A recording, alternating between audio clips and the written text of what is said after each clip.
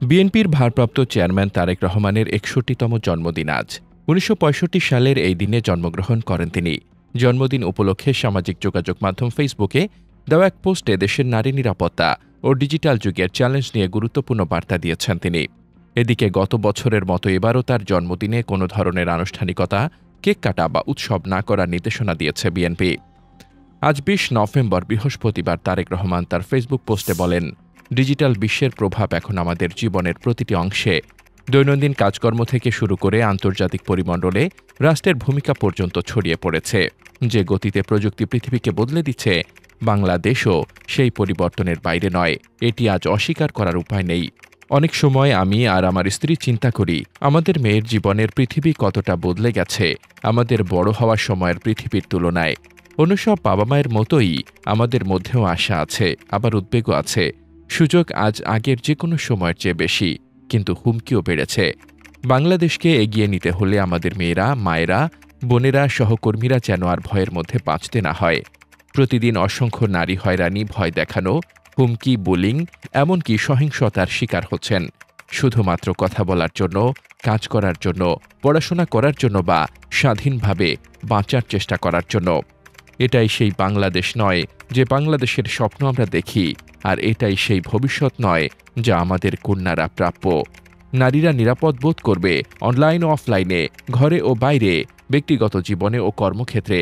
এটাই হতে হবে আমাদের প্রতিশ্রুতি। সেই বাস্তবতা আনতে নারী নিরাপত্তা ও ক্ষমতায়নের জন্য বিএনপি যে ৫টি জরুরি অগ্রাধিকার বাস্তবায়নের পরিকল্পনা করেছে তা হল: ন্যাশনাল অনলাইন সেফটি সিস্টেম, একটি দ্রুত ও সহজ প্ল্যাটফর্ম যেখানে নারীরা সাইবার বুলিং, হুমকি, পরিচয় চুরি, তথ্য ফাঁস এসবের অভিযোগ জানাতে পারবেন। থাকবে ৭ দিন ২৪ ঘণ্টা হটলাইন, অনলাইন পোর্টাল এবং প্রশিক্ষিত টিম যারা সম্মানজনক ও দ্রুত পদক্ষেপ নেবে। বড় প্রযুক্তি প্ল্যাটফর্মগুলোর সঙ্গে অংশীদারিত্বের মাধ্যমে বাংলা ভাষার কন্টেন্ট মডারেশন আরও শক্তিশালী করা হবে।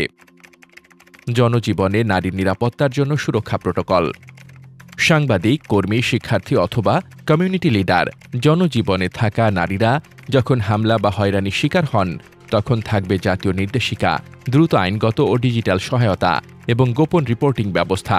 কোনো নারীকে তার ভূমিকা বা মতের কারণে চুপ করিয়ে দেওয়া যাবে না।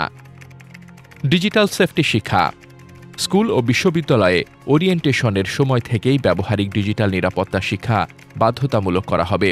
প্রশিক্ষিত শিক্ষকরা হবেন সেফটি ফোকাল পয়েন্ট। বার্ষিক ক্যাম্পেইনের মাধ্যমে তরুণরা ডিজিটাল জগৎ আরও আত্মবিশ্বাস নিয়ে ব্যবহার করতে পারবে।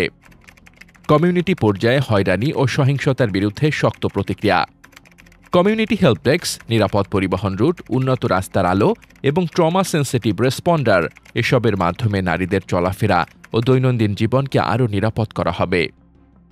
নারীর নেতৃত্ব ও অংশগ্রহণের জন্য জাতীয় উদ্যোগ, লিডারশিপ ট্রেনিং, মেন্টরিং, নেটওয়ার্কিং এবং স্কুল, অফিস, কারখানায় শিশু যত্নের সুযোগ বাড়িয়ে নারীদের নেতৃত্ব, কর্মদক্ষতা ও অংশগ্রহণ বাড়ানো হবে। নারীরা এগোলে জাতি এগোয়। আমাদের রাজনীতি, ধর্ম, জাতি বা লিঙ্গ যাই হোক, একটি সত্য আমাদের এক করতে হবে: নারীর নিরাপত্তা, মর্যাদা ও ক্ষমতা নিশ্চিত করা গেলে বাংলাদেশকে আর থামানো যাবে না। আসুন আমাদের কন্যাদের ভবিষ্যতের জন্য, আগামী প্রজন্মের জন্য আমরা একসাথে সেই বাংলাদেশ গড়ে তুলি। এদিকে গত মঙ্গলবার দলের এক বিজ্ঞপ্তিতে জানানো হয়, জন্মদিনে কোনো ধরনের আড়ম্বরপূর্ণ অনুষ্ঠান, কেক কাটা, পোস্টার বা ব্যানার লাগানো যাবে না। ২০০৮ সালের সেপ্টেম্বরে জরুরি অবস্থার মধ্যে কারামুক্ত হয়ে চিকিৎসার জন্য সপরিবারে লন্ডনে যান তারেক রহমান এবং এরপর থেকে সেখানেই অবস্থান করছেন তিনি। খালেদা জিয়া ২০১৮ সালের ৮ ফেব্রুয়ারি কারাগারে যাওয়ার পর থেকে যুক্তরাজ্য থেকেই দলের ভারপ্রাপ্ত চেয়ারম্যান হিসেবে দায়িত্ব পালন করছেন। ভার্চুয়ালি তিনি দলের কার্যক্রমে অংশ নিচ্ছেন এবং নেতাকর্মীদের দিকনির্দেশনা দিয়ে আসছেন। ত্রয়োদশ জাতীয় সংসদ নির্বাচন সামনে রেখে গত ৩রা নভেম্বর ঘোষিত সম্ভাব্য প্রার্থী তালিকা অনুযায়ী বগুড়া ৬ আসন থেকে নির্বাচনে লড়বেন তিনি। দলীয় সূত্রে জানা গেছে, ডিসেম্বরের প্রথমার্ধে জাতীয় নির্বাচনের তফসিল ঘোষণার পর দেশে ফেরার পরিকল্পনা রয়েছে তার।